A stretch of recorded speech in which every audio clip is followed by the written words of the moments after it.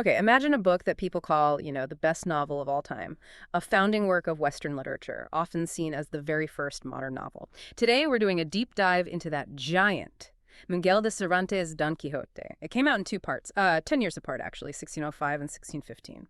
And it introduces us to Alonso Quijano. He's an older hidalgo, kind of a lower nobleman.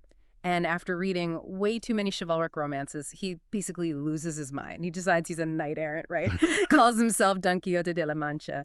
Then he gets the simple farm laborer, Sancho Panza, to be his squire, promises him adventures, even a governorship of an island eventually.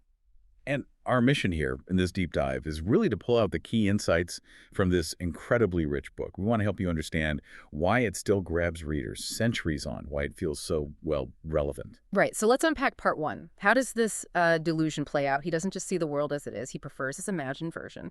Inns look like castles to him. Prostitutes are noble ladies. He even makes an innkeeper perform a ceremony to dub him a knight. Exactly. It's a total commitment to the fantasy. And probably the most famous example, the one everyone knows, his attack on the windmills. Yeah. He genuinely thinks they're ferocious giants. Yeah, the windmills. Iconic. Totally iconic. And it gave us that phrase, tilting at windmills. Mm-hmm. But it's more than just funny, isn't it? It's kind of a deep metaphor about how we sometimes, project our own battles onto the world, fighting things that aren't really there.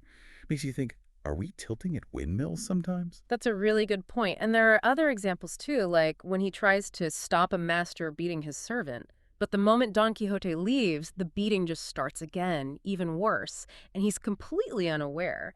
And beyond his actions, the language Cervantes uses is also key, right?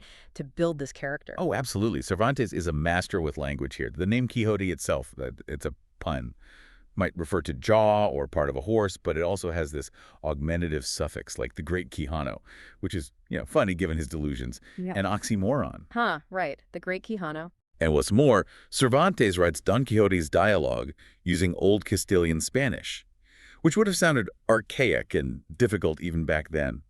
For the other characters and for the readers, it really highlights how out of step he is. Makes him seem isolated almost. Exactly. Isolated and a bit ridiculous, but maybe sympathetic too. Definitely.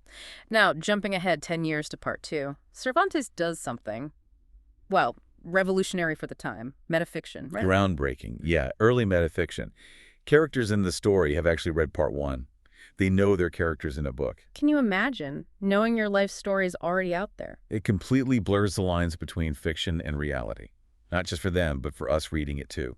And you get characters like the Duke and Duchess. They've read part one. They love chivalry books. So when they meet Don Quixote and Sancho, They decide to mess with them? pretty much, they stage fake adventures, pull these elaborate, sometimes pretty cruel, practical jokes just for their own entertainment. Yeah, some of those jokes feel genuinely mean. But what's really interesting in part two is how the characters change. That idea of the Sanchification of Don Quixote and the Quixotization of Sancho. Yes, Salvador de Madariaga's phrase. It's perfect. Sancho, who starts off so grounded, starts kind of buying into the fantasy, ascending towards illusion, while Don Quixote, who was totally lost in illusion, starts, well, descending towards reality. It's this slow, painful shift. A poignant exchange, like you said. And Sancho gets caught up in these pranks too, doesn't he? Like the lashing thing. Oh, right. He's told he needs to give himself 3,300 lashes to break a spell on Dulcinea. Right. And naturally, he's not keen on that idea at all. But the fact that he even considers it shows how putitized he's become. 3,300 lashes, poor guy. But then he also gets that fake governorship. Yes. And he turns out to be surprisingly wise and practical as a ruler for a short time. Shows his inherent good sense. But it all ends in humiliation, reinforcing that reality keeps intruding. So towards the end, reality really wins out for Don Quixote, doesn't it? After he's defeated in battle by the Knight of the White Moon. Yes, that's the turning point. He's forced to give up chivalry for a year. He goes home, gets sick, wakes up from a dream, and he's Alonso Quijano again. Fully sane. He completely renounces Don Quixote and everything he stood for. His will even says his niece will be disinherited if she marries a man who reads chivalry books. It's a complete rejection of his former self. Wow. Such a powerful ending. So wrapping this up, what's the big takeaway?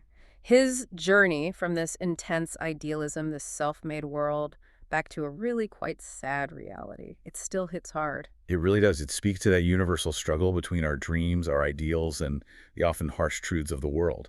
And the book's legacy is just huge. It didn't just satirize medieval chivalry out of fashion. It gave us words like quixotic pursuing ideals in a foolishly impractical way, and of course, tilting at windmills, attacking enemies that aren't really there. So, as we finish this deep dive, here's something to think about.